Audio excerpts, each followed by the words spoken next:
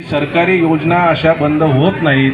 कुठलेही सरकार येऊ नाही तर जाओ, एकदा का कुठले योजना सरकारने जाहीर केली की त्याच्या कुणीही बंद करू शकत नाही. आणि हे खोटं बोलणं आता यांनी बंद करावं आणि तुम्हाला खोटं नाटं सांगून उगाच तुमची दिशाभूल करतायत. आणि कुठलीही योजना असो जी समजा एखाद्या संस्थेकडनं चालली असेल तर तशी प्रत्येक योजना राबवण्याची क्षमता देवाच्या कृपेने आमच्यामध्ये आहे. त्यामुळे कुठलीही सरकारी योजना बंद होणार नाही.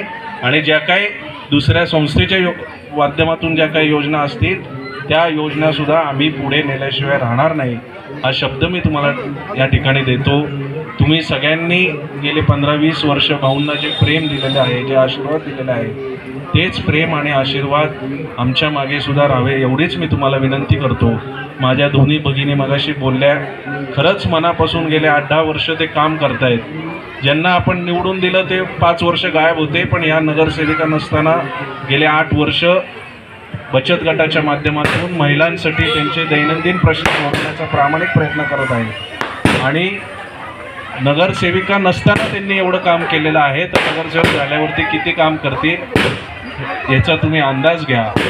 जो विश्वास तुम्ही भाऊंवरती टाकलेला आहे त्या विश्वासाला आम्ही कधीही तडा जाऊन देणार नाही, हा शब्द मी तुम्हाला देतो.